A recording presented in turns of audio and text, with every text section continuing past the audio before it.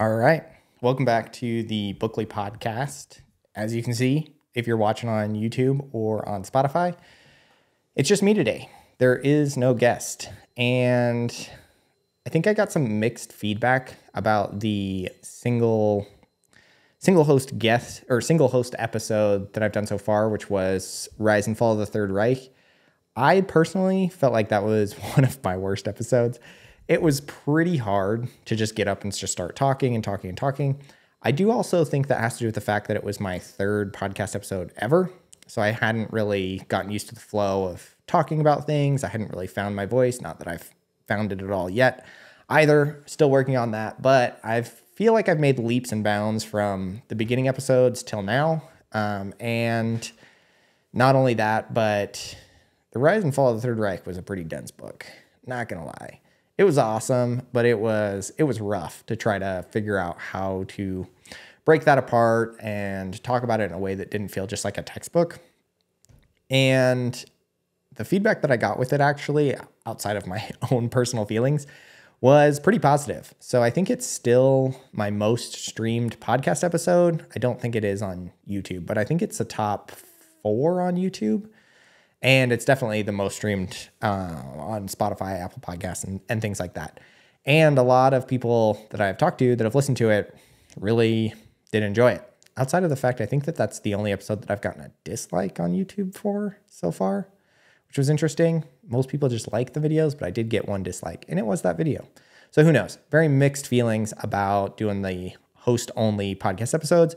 However, I think this week kind of necessitated it, because this week's episode is my kind of Halloween special episode, everything about Stephen King, which I, over the past month, have read 6 Stephen King books.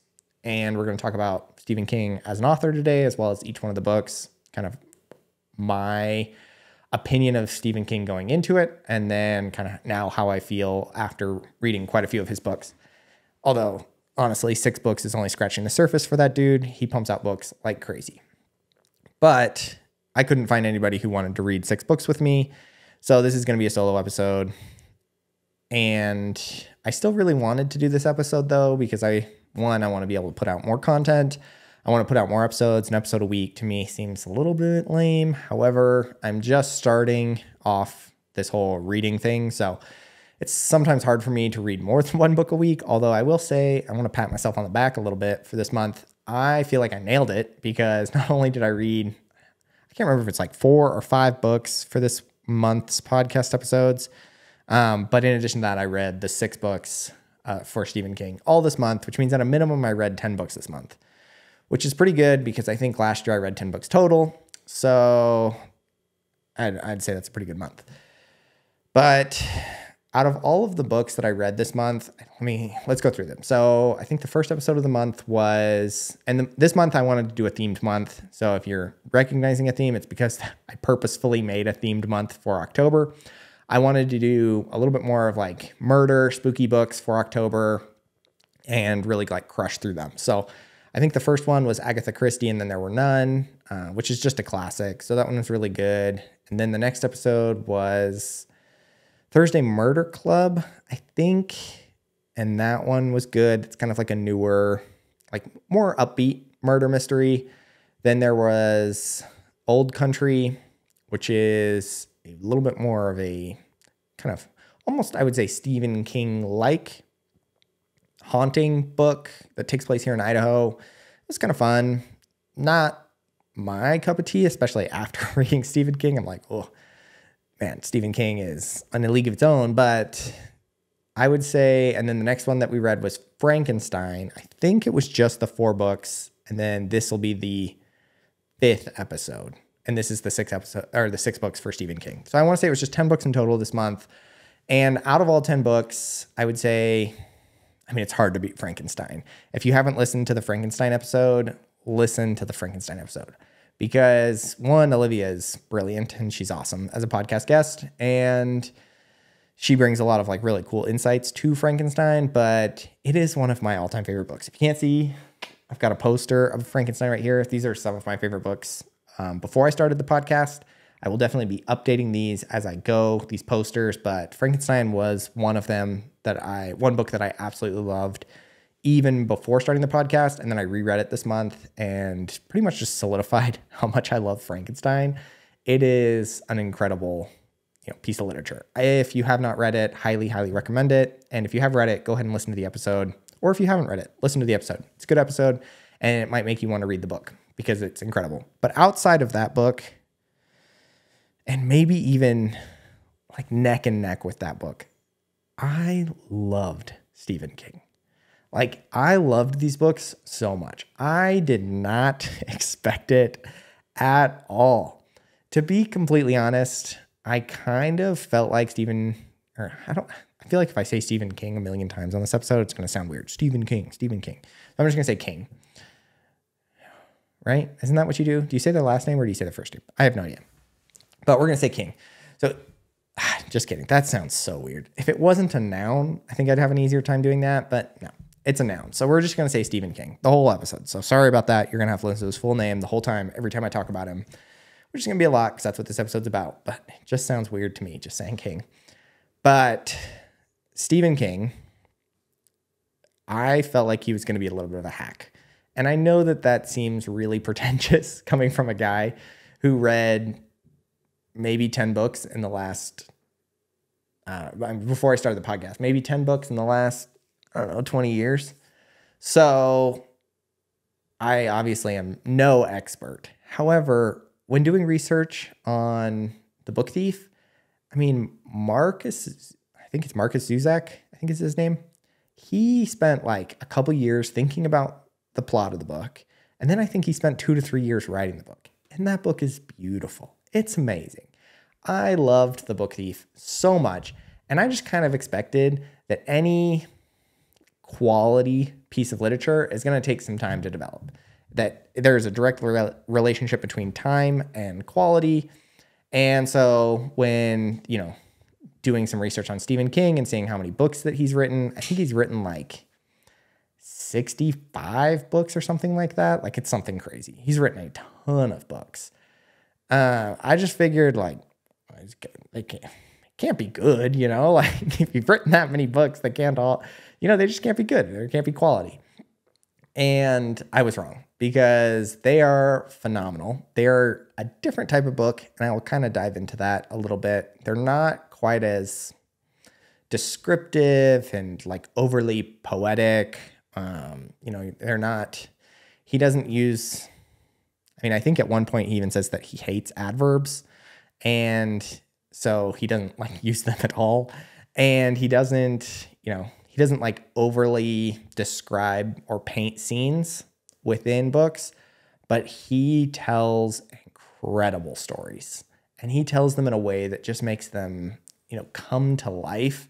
And really, I think the thing that I noticed most about his books were that it was, one, the story was incredible, and he uses, kind of supernatural elements to make it so that you can't predict what's going to happen in the future. But also, which is really cool, but also he makes it so that the story is what develops his characters. And the characters like go throughout a story that is just wonderfully told, so that you really do either fall in love with the characters or hate the characters, or really just all in all see the progression of characters very, very well in his books, which makes the characters very easy to attach to. And I think that was true through every book that I read from him from start to finish. I really did enjoy the character. Even the books, like honestly, The Stand has a million characters in it. Like so many. And for anybody that knows me knows that I am an idiot. Like, I'll be the first one to admit it. I am not the smartest dude. And I have a hard time with names specifically. Like with Olivia, I think I forgot her name on our first 2 dates. And I just referred to her as like, hey, you, like person. You know what I mean? I just did really good at like not addressing her at all because I could not remember her name for the life of me. And we went on 2 dates. And after each date, I'd look her up on Instagram again and I'd be like, crap, her name's Olivia. Then we'd go on our second date. I was like, crap, what's her name? I am just terrible at it. And we got married. So it really is nothing personal. And it has nothing to do with my, I guess, level of interest in that person. I'm just really not that bright. And so I find it really hard, like in the Agatha Christie book, as well as in, what was that book? The Thursday Murder Club. You know, there's a lot of people moving around, a lot of people doing different things. And sometimes I would get characters mixed up, or it was hard for me to follow who was who and everything like that. I did not have that problem with Stephen King. And I don't know why.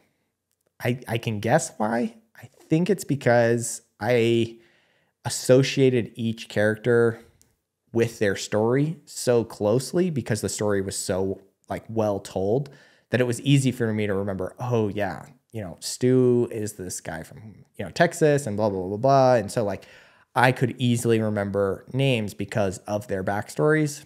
Whereas in a lot of other books where, you know, backstories are, you know, briefly mentioned, or character development is very slow and steady, then I really do have a hard time with names. So one major credit to the Stephen King books, he was able to even have an idiot like me follow along really, really well. So that was really good. And what I will say, though, kind of rolling back from that really long tangent, was, again, I went into these books with somewhat low expectations. Not only were my expectations low, but I also just don't like horror in general. I don't like scary movies.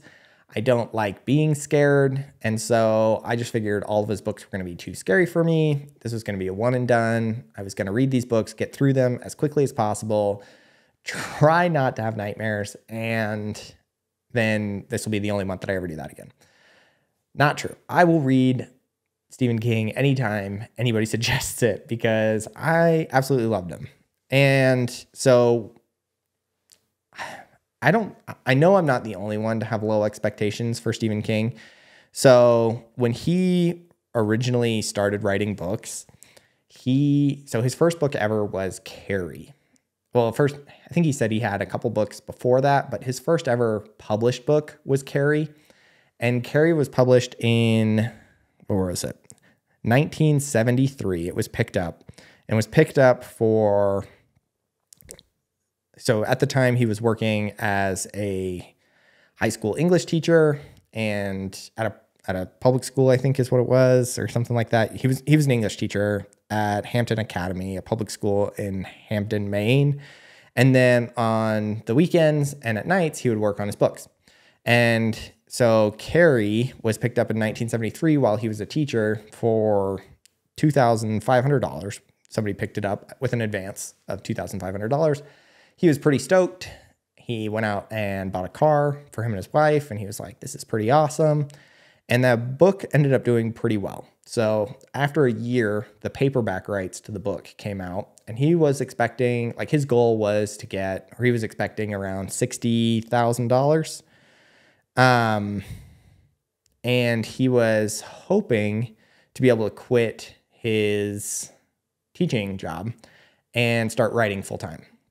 That was his goal. It says here that he was making around $30,000 a year as a teacher. And so he was like, well, if I make $60,000, I'll be able to quit my job and really take a run at this whole writing thing and start writing full time.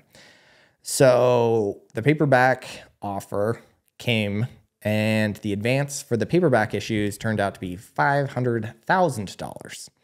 So a bit more than he was thinking. And so he was able to quit his job and focus on writing full time. And when he started writing full time, he started cranking books, like cranking them out. And it was even too fast for his publishers, because at the time, his publishers were telling him that he could only publish one book a year because, like I thought, if you publish books too fast, people assume that they are not quality. So his publishers were like, you can only publish one book at a time. So he actually published a few books under the name Richard Bachman. He published a handful of books under that name until people were like, got a little suspicious, and they were like, this writing style is almost identical. And then they found out that he was publishing under the same name, but they were still popular books. And so his publishers are like, whatever, you can do whatever you want, publish books whenever you want. And he's been just cranking them out since then. So to my defense, I am not the only one who thinks that he publishes books a little too fast, and my expectations were a little bit lowered because of that. But obviously none of that is true because he's absurdly successful. So he sold over 350 million copies of his books, making him one of the most successful writers of all time. I think I looked it up and it said, as far as like most successful / richest authors of all time, I think they said number 1 was William Shakespeare. He just has knocked it out of the park as far as books. Agatha Christie is number 2, which I did know that. She's made an absurd amount of money. Number 3 was J.K. Rowling. Makes sense. I think she's a billionaire off of Harry Potter. 4 is James Patterson. I've heard the name before. He does like crime books. Number 5 was Dr. Seuss. Also makes sense. One of my all-time favorites. Number 6 was Danielle Steele. Danielle Steele? Danielle Steele. I think. Danielle. I think it's Danielle because it's her. She sold over 800 million copies of her book. She's a romance novelist. And then coming in at 7 is Stephen King. So 7, Stephen King, I think he's worth roughly like $500 million now. I think it's like 500 million. He's sold, a crap ton of books. I think he has at the time. I was looking, I think it's like 65 published books at this point. He's got other short stories, screenplays. He's written a couple, episodes of TV shows. I want to say he's written I was looking at weird facts. He's written like episodes of like The X-Files. He's written episodes of The Simpsons. He's, been on all sorts of, I think he also like he created like a G.I. Joe character.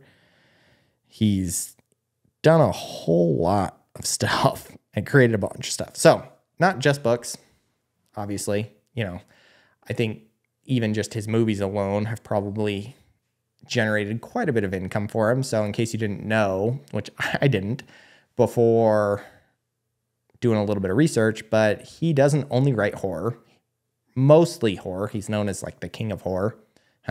Funny pun with his name.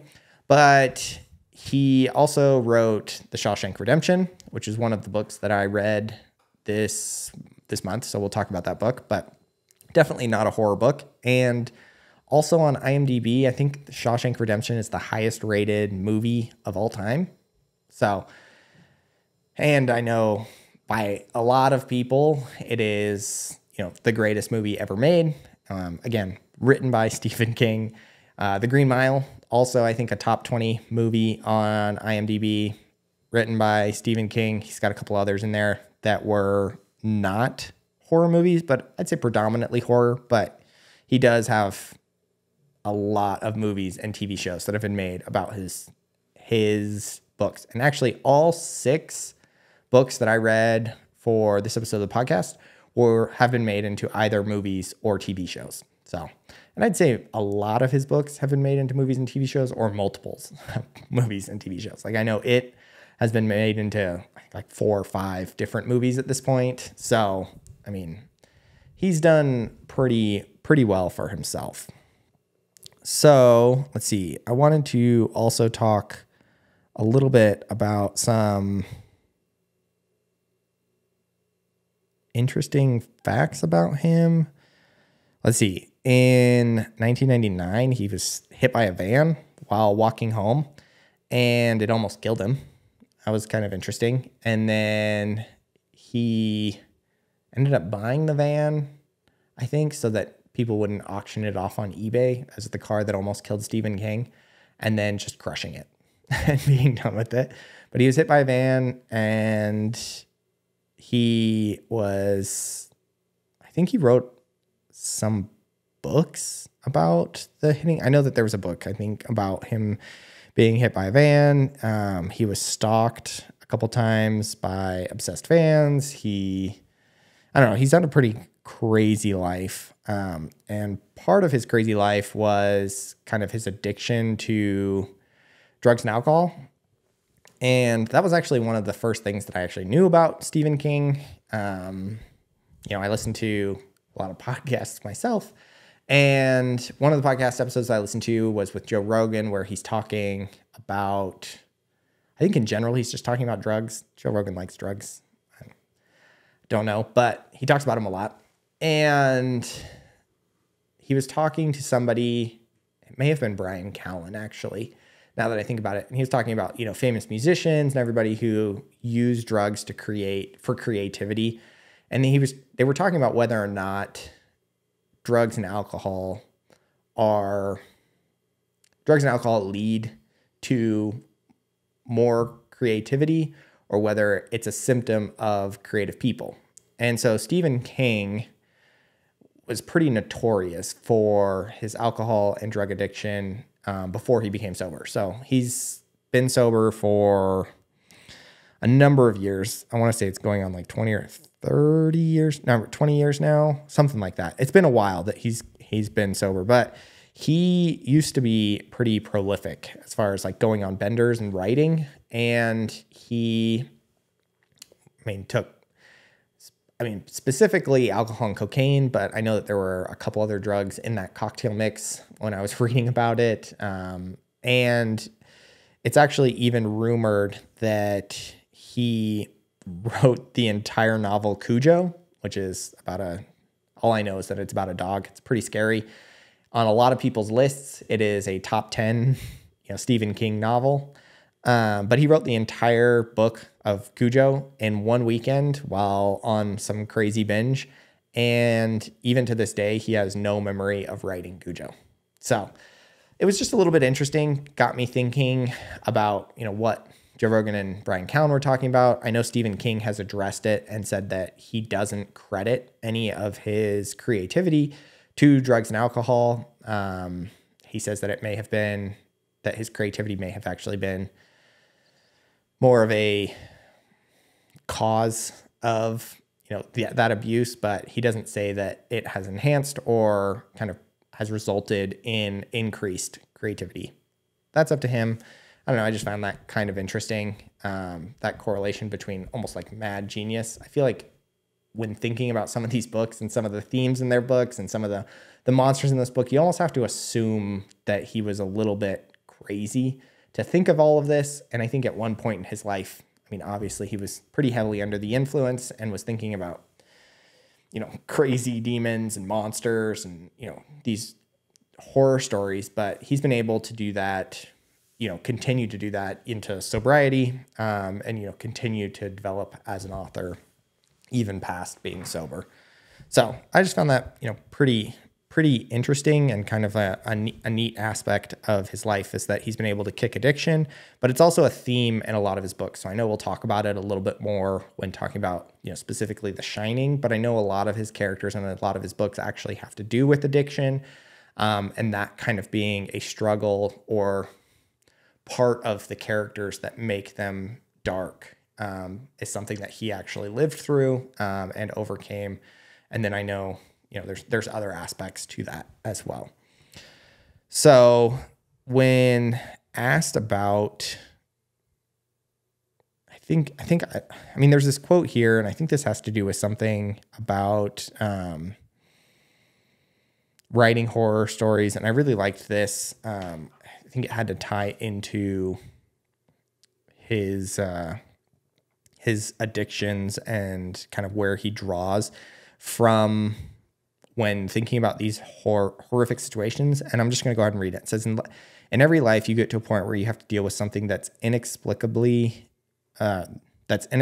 to you, whether it's a doctor saying you have cancer or a prank phone call. So whether you talk about ghosts or vampires or Nazi war criminals living down the block, we're still talking about the same thing, which is the intrusion of the extraordinary into ordinary life and how we deal with it.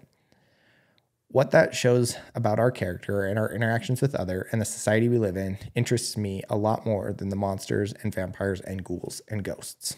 So regardless of what the monster was in all of his books, I think that's what made me enjoy his books so much, which was the characters and how they overcome and deal with it. And it's not always a triumph, but their development throughout the story and how they either find the end or overcome these trials. And I know that a lot of those monsters deal with kind of darker themes of alcohol addiction or mental trauma. A lot of just different themes that can be relatable to a lot of different people today, as well as kind of the ghouls, the monsters, the vampires, the ghosts, which make the books, scary, but ultimately are all the same thing. It's just overcoming something extraordinary in their life. So I thought that was really cool. Kind of a unique way to look at writing horror-based books. So also wanted to mention real quick that a lot of the research that I did on Stephen King actually came from Reddit. So the Reddit community for Stephen King, I think, is 230,000 people. And it's a pretty bumping thread. So when I was deciding which books to read for the podcast, I obviously went on there and just did a ton of research on, people's favorite books. What were some books that were scary? What were some books that weren't scary? And just tried to choose a couple different options. There's Reddit threads for anything from, best movie adaptations, worst endings, worst books not worth finishing, because out of the 65 books that he's written, not all of them have been, home runs. He even admits to that. He does say, though, that every book has some redeeming qualities in it, even though he admits that not all the books are, again, home runs.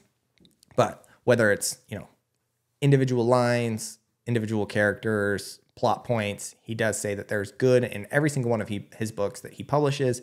He truly believes that he puts forth quality books. However, there are definitely some that are better than others, especially when you've got a range of 65 different options. There are going to be winners and losers within there. And so I went on and tried to pick 6 different books that kind of gave me a little bit of a range from short story to long, longer books, some scary, some not so scary. And what I came up with in order of what I read, not in order of my favorite ones, because at the end of this episode, I will let you know what my favorite ones were. But in order of what I read The Mist, Rita Hayworth and the Shawshank Redemption, The Green Mile, Misery, The Shining, and The Stand.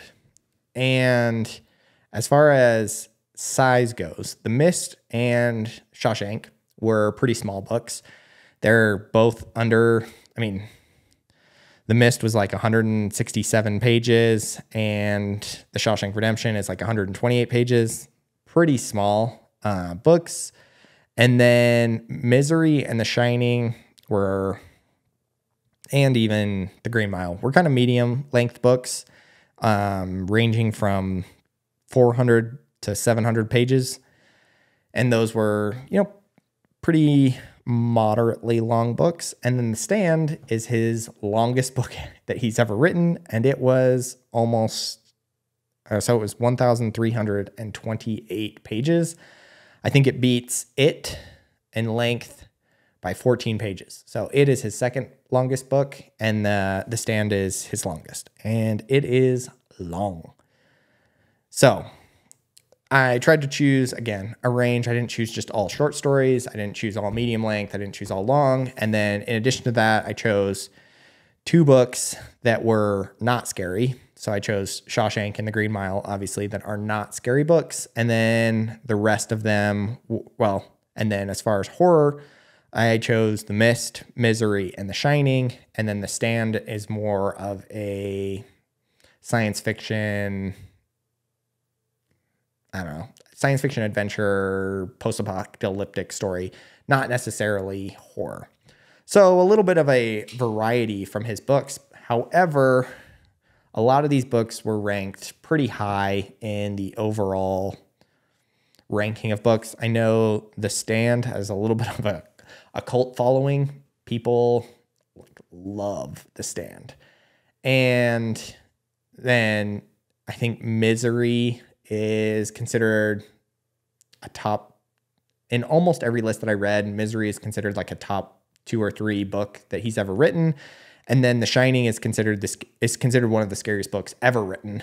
Not just by Stephen King, but The Shining is considered one of the scariest books ever written.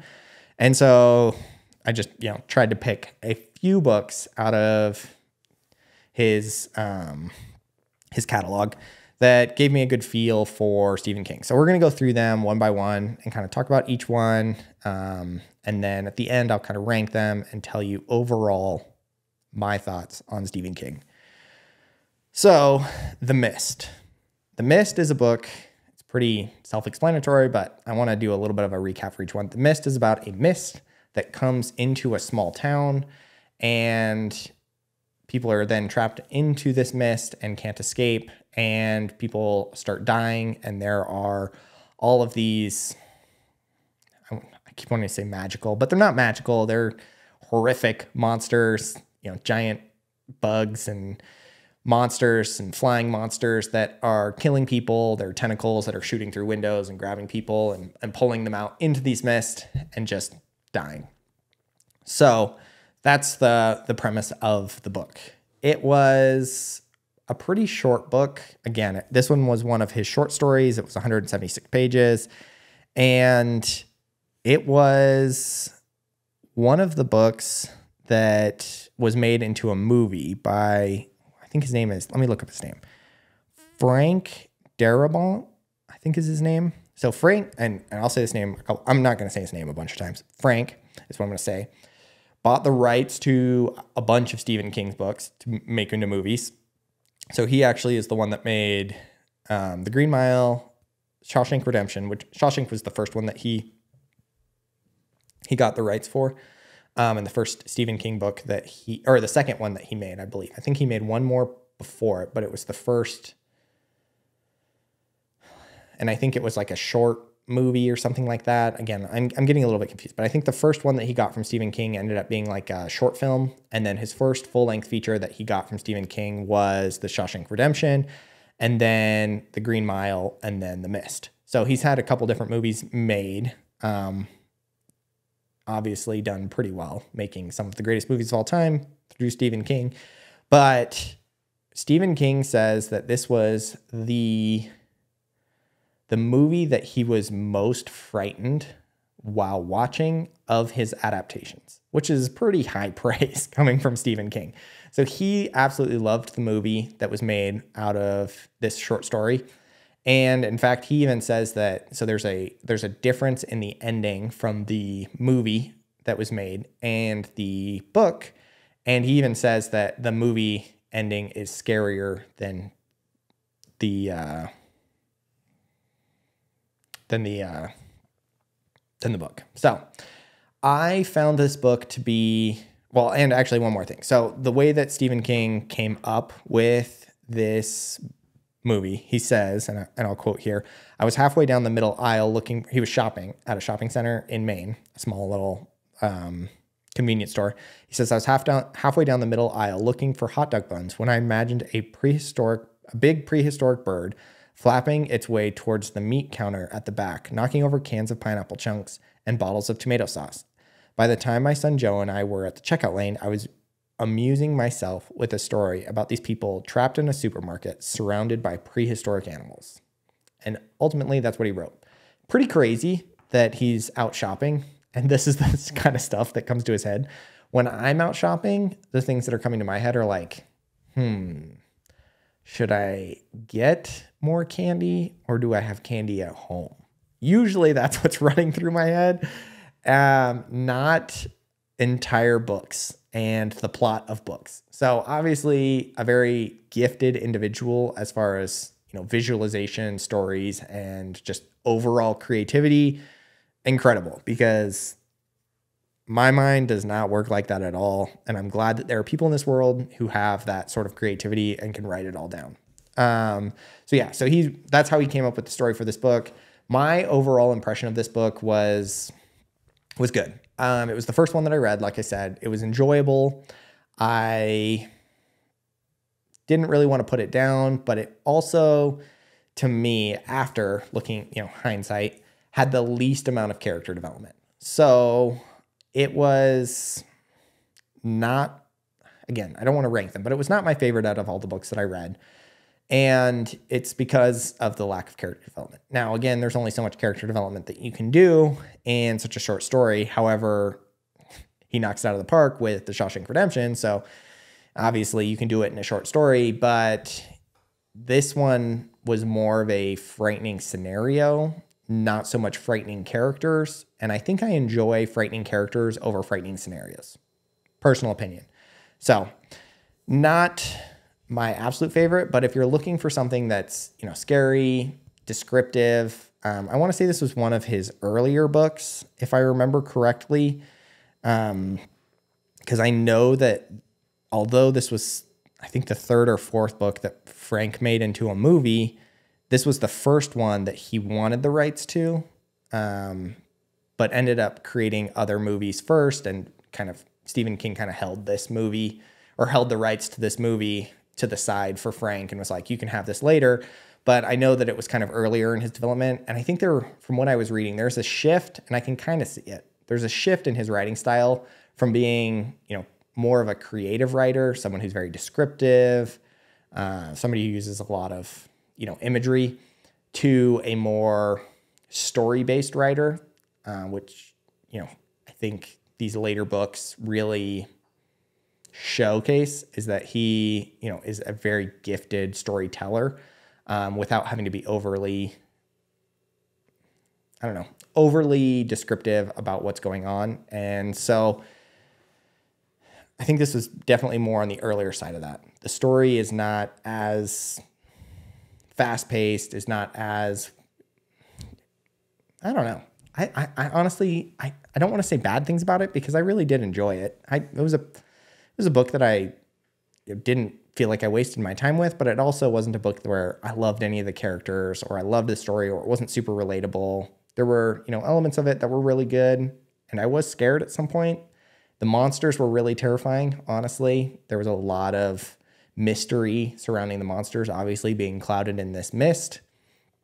But overall, not a lot of development through that book. So the next book that I read was Rita Hayworth and the Shawshank Redemption. And I'm not going to say this very often on this podcast, but I will say it here. The movie is better than the book. 100%. So I will say that this is the only Stephen King movie that I have seen, I think, ever, was The Shawshank Redemption. Again, I don't like scary movies. I'm not a scary movie guy. So I don't watch a lot of scary movies, but I think this is the only Stephen King book that I've ever watched the movie for. And it's just better. And that's pretty much the consensus online as well. So if you search what's better, the book or the movie for Shawshank Redemption, basically everybody says, even, Reddit, any sort of like forums, anything like that, everybody says the movie is better than the book. And it's not because the movie does anything different than the book. In fact, there were lots of moments in the book where I was like, man, they really just pulled exact quotes from the book and that was the screenplay. Like, they didn't change a whole lot. In fact, there were hardly any changes from the book to the movie at all.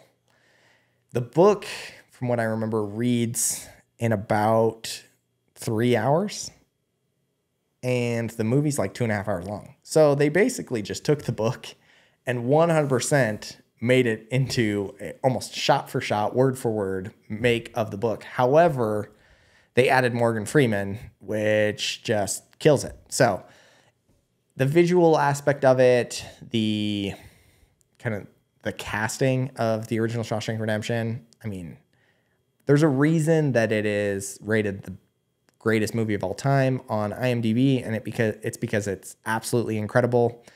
It is one of my favorite movies of all time. And so while reading the book, I was a little underwhelmed because I was hoping that the book was going to be better than the movie, when in fact it was basically like just reading the screenplay of the movie because the movie was done so well.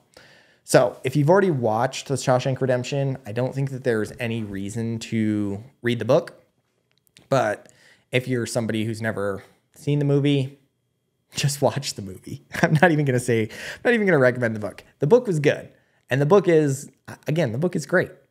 It's just when you're comparing a great book to the greatest movie of all time, the greatest movie of all time is going to win. Now, I did enjoy the book, but overall, I just was kind of hoping that there was going to be some character, some, side story that wasn't included in the movie that would just give me a better insight into all the characters, and there just wasn't. The movie was great. So, luckily, the book was really short because I knew everything that was going to happen in the book, but it was still good. I mean, I hadn't seen the movie in probably a year, so it was nice to reread through it. Nothing too crazy there with The Shawshank Redemption. And this is where, after reading, so the first two books that I read, I was kind of like, okay, entertaining, not bad. Stephen King, tells a good story. I was shocked that he wrote the Shawshank Redemption. I did not know that at all going into this. But then this is where it started to pick up for me. So now on book 3 is where I was kind of hooked on Stephen King. And then it only just skyrocketed from there. So book 3 that I read this month was The Green Mile. The Green Mile is incredible. Like, so good. I will say I've never seen the movie. So anybody who's seen the movie, I can't tell you if it's better or worse. The Reddit community seems to say that the book is slightly better, but that the movie still is phenomenal, which I could see. Again, same director, and also if they make it very comparable to the book, just like they did with Shawshank, then I think it would be a great movie. However, The Green Mile is much longer of a book. So The Green Mile is, so let's go back. Shawshank Redemption was 128 pages, and The Green Mile is 432, so almost 3 times longer. So you just can't pack as much of that into a movie, in my opinion. I'm going into that completely blind, never seen The Green Mile as a movie. However, just doing some basic math here, 13 hours worth of book, 2.5 hours worth of movie, you obviously have to leave some stuff out of the movie. So that being said, I would err towards the side of the book on this one, just because of the fact that it's so much longer of a book. And the book was phenomenal. If you are somebody who does not like horror at all, but you're listening to this episode and you're like, maybe Stephen King would be kind of fun to read. Brandon really likes him. The Green Mile. Read The Green Mile. It is so good. I will say it's probably not a kid's book. And this is true for all of Stephen King's books. Something that I noticed is that the way he writes is the way that people act. So he's not overly abusive of like the F word or, just vulgarity in general. He's not overtly, sexual or anything like that in any of his books. However, he does not skip over anything in order to make it more family friendly. So that being said, if there's a character who is in prison and is naked, he's going to describe the scene and set the scene straight. He is not going to just skip over any facts about that scene. So just take that, if you've, are younger or you're a little bit squeamish to those kinds of things. Again, he doesn't overly use, vulgarity or, the F word or anything like that in his writing. However, it is there. And I would say a realistic, real world amount of volume. So just so that you know, that is true for The Green Mile as well. But it is phenomenal. It is not scary. It is so, so good. And there's some cool things about this book. So Stephen King originally wasn't going to write another book about prison. So he wrote The Green Mile after he wrote Shawshank. And he basically was like, well, I wrote a book about prison. Check that off the box. Don't need to revisit prison. except for death row. And that was when his wheels started to, turn a little bit. And he was like, all right. Maybe I could Maybe I could revisit prison if it was about death row. So that's what he did. And that's what this book is about. The Green Mile is the green hue of prison with the, tiles and everything like that lead from prison, chambers, or I don't know what they're called. I keep wanting to say cages, but they're not cages. Cells to the electric chair. And it is that stretch. And it's about what happens to somebody, or it's about, the main protagonist of the story is a man who works on the Green Mile and his interactions with various criminals. One of them particularly being John Coffey, who is a special prisoner who they later find out is innocent. So very interesting book. And this book was actually published in 6 paperback volumes as a serial novel. So before the internet and anything like that, he had heard about people publishing kind of shorter installments of books.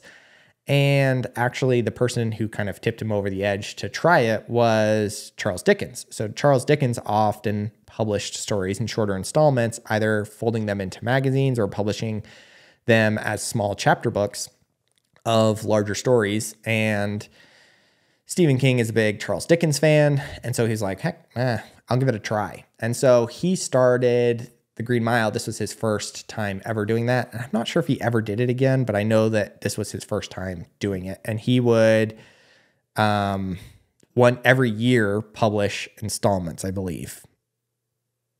I think it was every year. Maybe it was sooner than that. That seems like a long time being 6. I don't know if it was 6 times, but he found a couple different,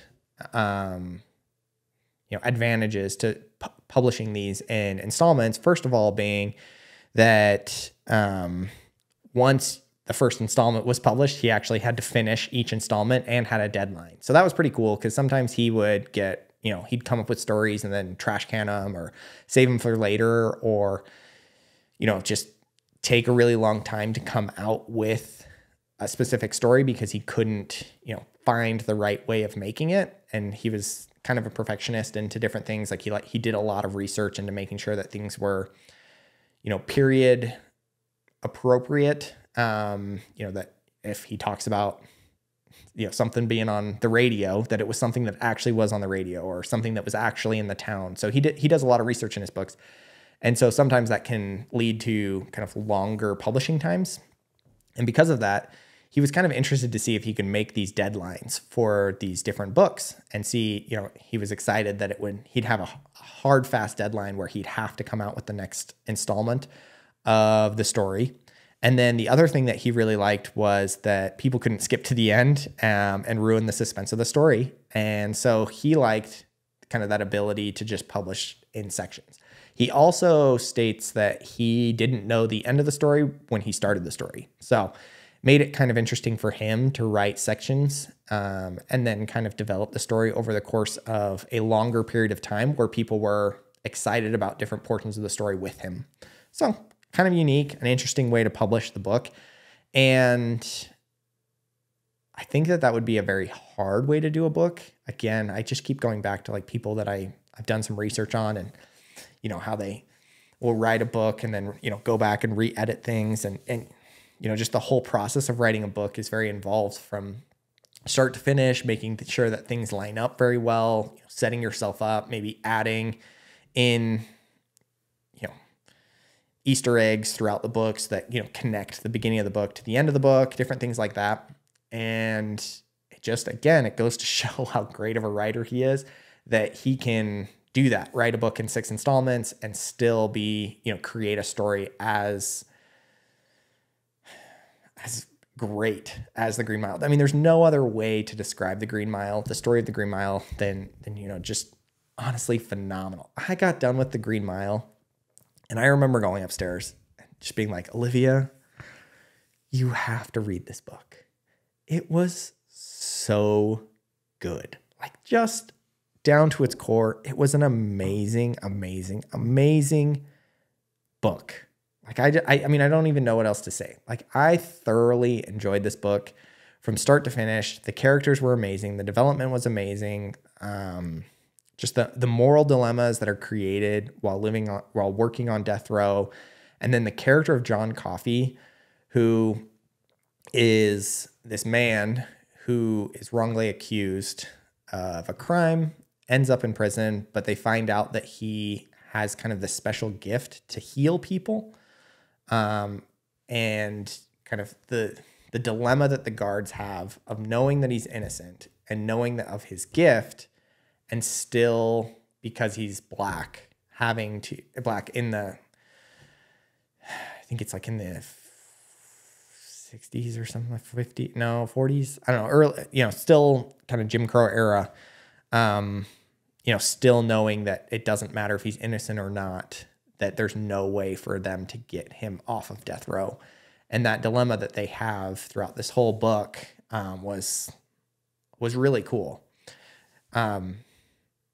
Another thing that was interesting about this book, and I can kind of see it, but I also kind of can't. So John Coffey, his initials are JC, and there is apparently, and Stephen King has confirmed, that John Coffey is supposed to represent Jesus Christ, and that the book is an allegory of Christ, and that there are characters that play other real life characters from the life of Christ, being, like I think the narrator being Pontius Pilate and trying to wipe his hands clean of killing Christ. And then, other characters who persecuted him, John Coffey being wrongly convicted of a crime and then willingly going to his death, while healing people along the way. I know that there is this allegory for Christ's life within this book. For me, it was a little bit of a stretch. Now, I definitely see elements of it here and there are people online who will argue either way, saying that it's, this grand allegory that, this character is this person, this character is this person, you can see this, this, and this. And then there are some people online who are like, nope, I don't see it at all. This is just a story. Just leave it as it is. And I can kind of get both sides of it, because if it is an allegory, it's a very loose allegory. However, those kind of themes ring home, I think, and kind of feel familiar, which is one thing that also makes the book so good, is because of those themes and because of that, loose resemblance to the life of Christ, that it kind of almost feels familiar in the story and makes it an even more incredible story because of, I don't know, that feeling that you have while reading the whole book. So very interesting. I know that Stephen King has come out and stated that that similarity is there. Now, the extent of that similarity, I don't think he's ever really, dissected the book as a whole. However, he has confirmed that it does exist. So very interesting about the book. Again, thoroughly enjoyed it. If you're somebody who wants to try Stephen King but doesn't like scary, this is the book to try. It is incredible. I absolutely loved it. Page turner from start to finish. I loved every bit of it. The characters were amazing. And yeah, I mean, it just kept me on my toes the whole time. The next book that I read was Misery. Now, I knew nothing of Misery going into it.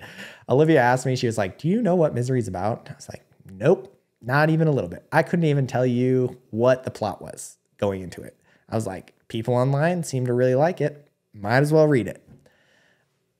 Whew. Man, did that throw me for a loop. I loved it. Like, I'm not a scary book person. Again, not at all. Loved this book. I could not put it down. Like, I had to know what was going to happen next. It was just a constant page turner.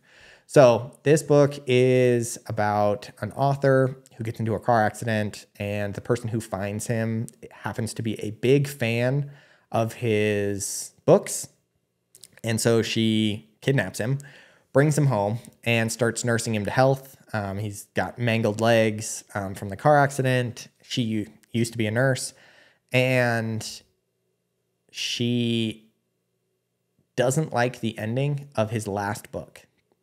And so she is kind of unhinged, is a understatement. She is completely unhinged and has multiple personalities and is crazy, and makes him rewrite those characters and basically tortures him to create the ending that she wants. And it's him dealing with her being insane, knowing that he's not going to escape alive, while also having to write this book. It's insane. And it is so good. So this is, I think this book, Misery, and The Shawshank Redemption were the only 2 books that didn't have any supernatural events whatsoever. So there wasn't any magic, there weren't any monsters, there weren't any hauntings, anything like that. It was just people. And The Shawshank Redemption was, I mean, there were bad characters, obviously, but overall a happy story.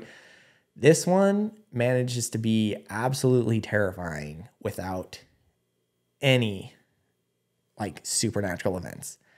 It is just a completely mental, unhinged lady that makes this so terrifying. So Stephen King wrote this book kind of as a comparison, or, you know, as a way of critiquing the way that he felt about some of his fans. So at the point that when he's writing Misery, he's already got a pretty large following. You know, people are demanding to know, for him to put out more content, or him to elaborate on books that they absolutely love, and are asking him all the time, you know, what happened to this character? What happened to this character? And they love the characters, you know, more than, I don't want to say more than Stephen King, but they're more invested into him because he writes a book, closes it, and that's the end of the characters, and then he moves on to a new story. Whereas there are fans of his work that, I mean, love the characters outside of like more than this, like the story, like grip onto the characters and latch onto them more than just a book.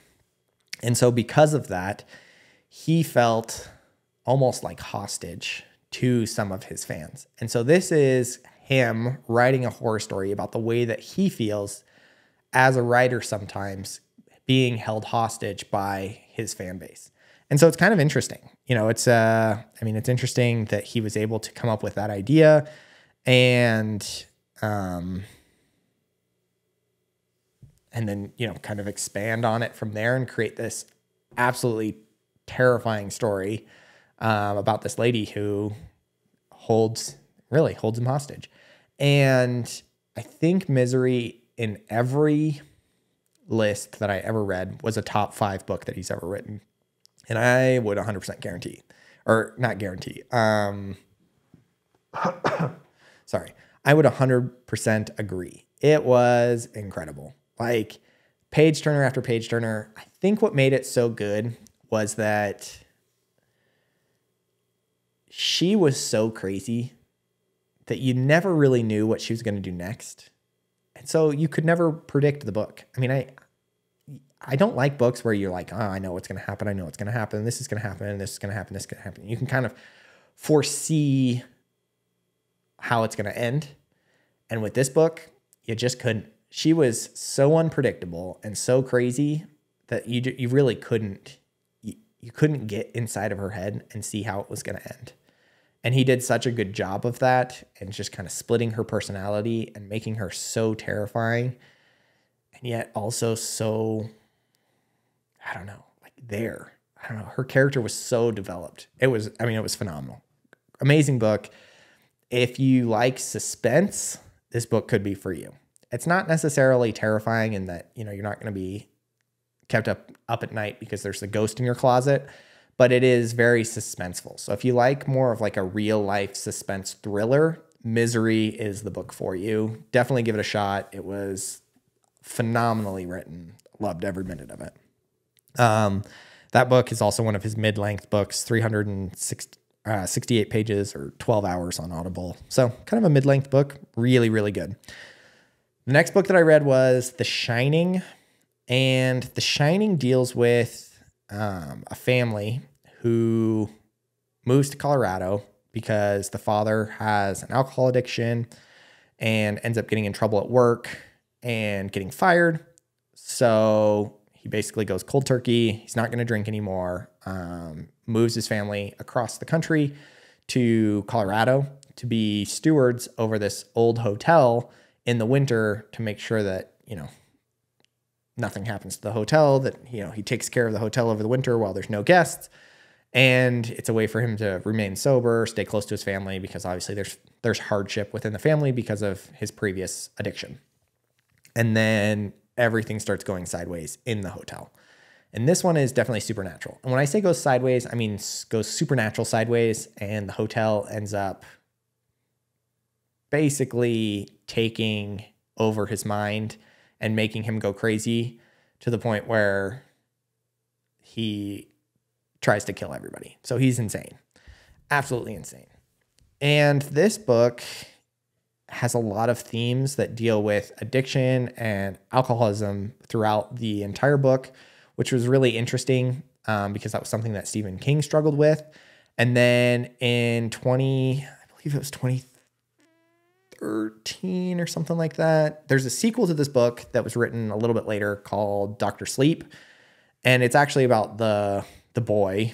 Can't remember what his name was. Well, the young boy in the movie, the son. It's about him years later dealing with that generational kind of addiction, dealing with, becoming like his father, dealing with the after effects of his father, having the addiction, and then also kind of himself falling into that same slope, like that same trap, and then understanding and recognizing that he's starting to kind of fall into those same, pitfalls, and then getting out of them. So it was very interesting. So I didn't read Dr. Sleep, but when I did some research on The Shining, there were a lot of people who talked about kind of how relatable as well as how helpful The Shining and Dr. Sleep were to their addiction problems, both in dealing with it themselves, kind of having that wake-up call and trying to, turn their life around, as well as having to deal with the kind of the generational effects of addictions, which I found like really interesting. So I'm not personally somebody who's ever had to deal with that, or, I don't have any generational lingering effects of that. However, the fact that, through his stories, that Stephen King is able to connect with an audience and really help them through something that he himself struggled with. Well, not writing a self-help book. He's not like, the 10 steps to overcoming addiction and what I did. He wrote a horror story. Actually two. He wrote, The Shining and then Dr. Sleep as a sequel. And he is able to then, inspire and connect with an entire group of, disadvantaged individuals who are struggling, and bring them and relate to them and help them through this trial in their life. I think that's incredible. And that, again, goes to show what an incredible storyteller he is, in that people feel like that they can really connect with the characters and connect with the story itself, and relate to it in a way that uplifts them while also scaring the bejesus out of them. You know what I mean? Like it takes a special kind of talent to be able to kind of layer in those themes and, help people connect with something deeper throughout a story that's also just a horror story, So I found that really cool about the book. Now, again, that's not something that I could relate with, but the part that I can relate with is the fact that this book scared the bejesus out of me. This book was terrifying. And I believe I was doing some research. It is among a lot of critics rated as one of the, I think top 3 scariest books of all time. And it was scary. At no point in any of the other books was I scared to go to sleep, except in The Shining. The Shining, I was like, okay, this is legitimately terrifying. Now, it wasn't as terrifying as a movie, and I think it's because it's not as visual, and there aren't as many jump scares. I mean, there's no way of really doing a jump scare in a book that I know of. But the overall book was just terrifying. Like, it was crazy. And the slow deterioration of Jack Torrance from, family man, really trying to turn his life around together, to just completely unhinged, was terrifying. Like, that was so well done. And that story and that progression was so good. So Stephen King likes a lot of the movies that have been made about his books. In fact, like, he's still really close friends with, whatever his name was, Frank, who did The Mist and Shawshank and The Green Mile. However, even though The Shining is rated, I know it's in the top 100 greatest movies of all time, and it's in the top 10, I think, scary movies of all time, horror movies of all time. Stephen King didn't like the adaptation, which was really interesting. He felt like Jack Nicholson was unhinged from the beginning, and that there wasn't a slow progression of him turning from great family man, trying to turn his life around, well-intentioned, all the way through to just completely unhinged. And so he felt like it didn't do justice to the story, and it also didn't create the level of suspense that the books created, because it wasn't a, slowly building on phenomenon of the hotel making him insane. And he also felt like Jack Nicholson was just completely miscast as Jack Torrance, which is crazy because of how iconic Jack Nicholson is in that movie. I mean, like, I've never seen that movie, but I knew a ton of lines and have seen clips of that movie all over the place. And it's definitely an iconic movie. And Stephen King still felt like it just didn't do justice to his book, which is interesting because, again, it's one of the more successful adaptations of his books. So, but I would only recommend this book to people who really like to be scared. And if you really like to be scared, this one will do it for you. This one will scare you. And it's great. And I was never bored. And again, the character development is great. And I was really sad at the way that the characters ended up. I felt, I don't know. It was really good. It was really, really, really good. But I just don't like scary. So it's not one that I would say is my all-time favorites. And again, I would only recommend it if you're somebody who likes scary books. But if you like scary books, then this one's for you, because it scared the bejesus out of me. And it is considered one of his greatest books of all time. Again, I just don't like scary books. I don't know why people like to be scared. Somebody will explain that to me one day.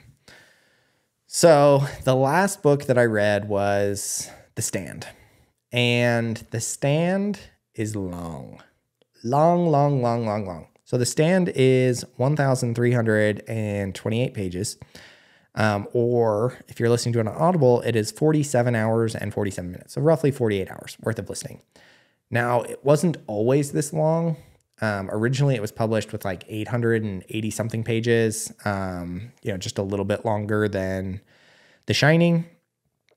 However, it's because Stephen King originally submitted all 1,300 pages, and his editor was like, this is way too long. You got to cut 400 pages out of this. So he cut 400 pages out of the original book, published it. People loved the book and was like, we want more. And so he republished it in the unabridged version and just added those 400 pages back into it, making it his longest book ever published, and a really, really, really long book. Now, what I will say is that it did not feel long, and I don't know, having only listened to the complete unabridged version, I honestly don't know what they could have cut out, because I never once felt like the book dragged. I never once felt like, oh, they could have just skipped right over this. I loved every minute of the story. And I think it's because every minute was telling a story. So sometimes books that kind of drag on to me are books that are maybe a little bit too over descriptive or spend too much time developing a single point of a plot that it just kind of, I feel like they're kind of just like hammering and hammering and hammering and hammering in on one specific point, and I feel like the book doesn't really progress. This book has a steady pace throughout the whole book, and it just clips along, clips.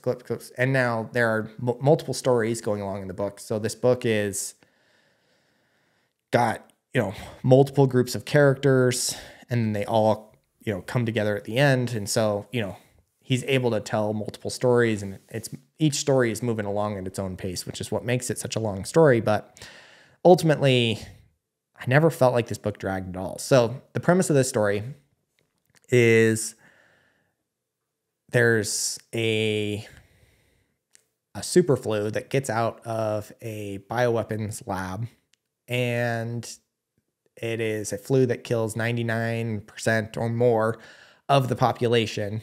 And so people just start dropping dead left and right, left and right, left and right. And what is left are just a handful of individuals. And by handful of individuals, I mean like within the thousands of individuals in the entire state, in the entire country.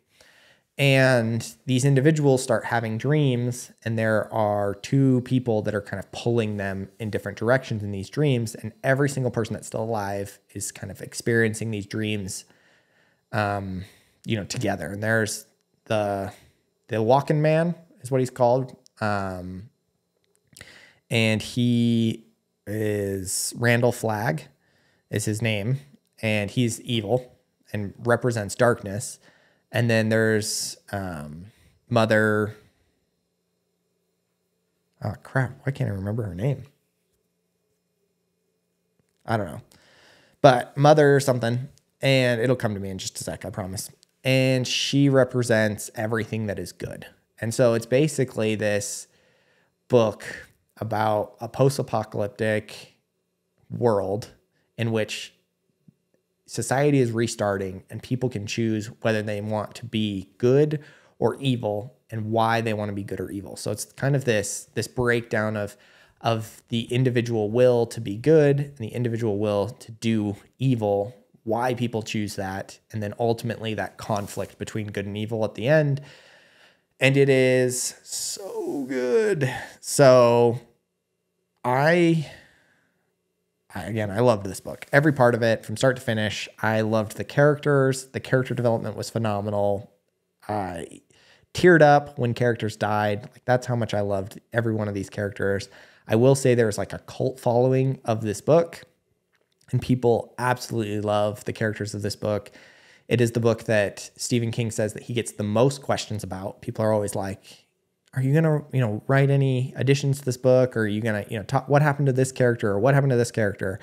And it is because people love this book. Like, it is so, so good. And part of what makes it good is kind of the goal of this book. So when it was first published, people asked kind of where Stephen King took inspiration from this book. And he said that he wanted to write a Lord of the Rings-like saga, where he wanted to create a world almost and create an epic saga that is good versus evil, just like Lord of the Rings. And so instead of a hobbit, he said that his main character was going to be a Texan named Stu Redman. And instead of the Dark Lord, his villain was a ruthless drifter and supernatural madman named Randall Flagg. And the land of Mordor, where the shadows lie, according to Tolkien, was played by Las Vegas and kind of this post-apocalyptic world. And the good, or the people of the good group had to go and travel into Las Vegas to fight evil. So it was very Lord of the Rings-esque. Looking back on it now, I did not know that going into the book, but I can see a lot of themes from Lord of the Rings and kind of this like grand epic of a tale, and the way that he kind of lines up the characters, kind of the way that the story is set up, the way that it unfolds. He definitely has a very, Lord of the Rings-like feel. He explores themes of, sacrifice, themes of, good versus evil, personal choice, and like self-development and growth as an individual. And so all of these things kind of make you really think about really yourself throughout this whole book. Like that's really what I felt like. I felt like it helped me as an individual think of, you know, where I would be in the story, you know, where I would choose, why I would choose it, kind of my own flaws that would maybe lead me one direction or the other. And ultimately, you know, who you listen to as an individual, you know, Randall Flagg or Mother, I keep wanting to say Mother Teresa. It's going to drive me nuts. Mother Abigail. Oh my gosh. Thank you. I told you I would think about it. But Mother Abigail being kind of the figure of good within this, you know, within this tale. So anybody that has 47 hours to kill and also can handle a little bit of gruesomeness, not that it's necessarily like overly gruesome, but if you could imagine the entire world, you know, dying, 90% of the world dying and, you know, kind of what happens and people rotting and all this kind of, like he definitely is descriptive and the story does not hold back at all. I mean, he talks about, you know, people getting sick, people dying, that whole aspect. He talks about, you know, evil and weapons and shooting people. And, you know, there's a lot that goes into it. So if you're somebody who can kind of handle that aspect of things, then, and you've got 47 hours to devote to a book, I would highly recommend it. This book, and we will go ahead and go into the rating aspect of this. The Stand was my favorite one that I read by far. To be completely honest, I think The Stand might end up being in my top 10 books of all time right now, and in my top probably 3 books that I've read all year so far. I loved it. I originally didn't think I was going to finish it because it was so long and I was running out of time and I was like, oh my gosh, I had to read 10 books this month and, you know, I was cranking through them all, but I couldn't put it down. It was so good. And it wasn't even just the deadline of this episode. Like I just wanted to finish. I wanted to read it. I wanted to know what happened to these characters. And it was so well done. So absolute favorite, probably a top 3 book that I've read all year. I was absolutely shocked with how much I love Stephen King in general. I will say that before I rank the books. Stephen King quickly became one of my favorite authors. One of my favorite storytellers. Again, I would say he's not the most beautiful writer. It's hard to compare these books to even like a Frankenstein or a To Kill a Mockingbird or even like The Book Thief. It's not the same type of book, but it's a story that's just incredibly well told. I would say it almost feels more like a movie, but in book form. And it's just the most perfect way to consume it because it's long, it doesn't leave anything out, and you can imagine the whole, like there's enough descriptive words in it to make it so that it's easy to visualize, but it doesn't overly describe things. So it still leaves a lot to your imagination, which is really cool. So it doesn't, you're just constantly like using your imagination to picture this story that's moving at a very, you know, well-timed pace that keeps you entertained from start to finish. And it's just a story like nothing you've ever heard before. It's not a retelling of the same story over and over and over again. It's a very unique perspective on stories with characters that are very easy to relate to, or characters that are so unrelatable that they're completely entertaining. You know, it's kind of the dichotomy of either one or the other. Like it's so easy to relate to somebody, or they're just so insane that it's impossible to relate to them, and it makes them that entertaining of a character. So again, he's just a phenomenal writer. Did not expect to love these books as much as I did, but ranking number 1, The Stand, 5 out of 5. Amazing. I would rank it in my top 3 books that I've read all year. I absolutely loved it. It is really, really, really well done. Number 2, I would rank probably, I made a list. Misery was number 2. Oh, Misery was so good. Again, 5 out of 5, 10 out of 10, whatever you want to give it. Misery was the perfect suspense book. Like if you love suspense books, but you don't like kind of supernatural, Misery is the perfect book. It's so suspenseful. It's so well done. The characters are phenomenal. I loved that book from start to finish. 3, Green Mile, 5 out of 5. Again, I'm telling you, these 3 books will probably go down as 3 of my favorite books that I've read all year. Probably all 3 of them will go in my top 10 books all year. So Stephen King might hold 3 out of 10. Again, we have till the end of the year for that list. But Stephen King might hold 3 out of 10 of those slots for my top 10 favorite books, which is crazy because I did not expect to like any of his books, but I really did enjoy all 3 of those books. 5 out of 5 for all of them. Next would be The Shining. Shining, I'd probably give a 4 out of 5 in that it was terrifying. It was a great book, just not my cup of tea. So, I mean, phenomenal book, probably 4 out of 5. It would get 5 out of 5 if I really did like scary books and scary movies or scary anything in general, but I don't. So I'm just going to give it a 4 out of 5. And then after that, I'd probably rank Shawshank Redemption, 3.5 out of 5. It was great, but the movie's just better. And because of that, it's hard for me to really rank the book as high because the movie just adds another level of depth to the characters that I didn't think was really possible in a movie, but it really does. The movie is just better than the book. And so that one is a 3.5 out of 5. The story's still really phenomenal. Just go watch the movie though. And then The Mist was a 3 out of 5.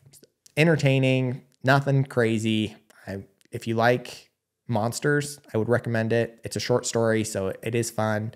The development in it is not nearly as developed as any of the other books. Character development, overall story development is not nearly as well developed as any of the other books. However, it was entertaining. It was an entertaining story. There were some, themes in the book that were really good. It was at points pretty scary. The monsters were really cool, and it does leave you on a cliffhanger. So I thought it was pretty good overall. So 3 out of 5. But the 3 that blew me out of the water, that were just amazing were The Stand, Misery, and The Green Mile. Absolutely loved all 3 of them. I think they're 3 books that, depending on what type of books you enjoy, that you could find one of them that you actually, would want to read, and I would recommend it, even just to slightly familiarize yourself with Stephen King, because I do think he's a important figure in, modern American literature, obviously in the horror genre as a whole, probably one of the most important / influential writers in the horror genre. But overall in just literature as a whole, I mean, he's had a huge impact both in, culture with, the amount of movies and TV shows that have been made out of his books, but also just in the amount of books that have been made and sold. There is definitely something to be said about his impact overall on entertainment. So again, highly recommend it. Was not expecting to like Stephen King as much as I did. I am so glad that I did this challenge of reading 6 books by him in the month of October. It was ambitious, and I'm going to slow down a little bit, hopefully, over the next couple months. I don't think I'm going to read 10 books a month for the next couple months. I think I'll still do have some special episodes. I think I'm going to do a special episode on Thanksgiving next month, and then I definitely will do Christmas as well.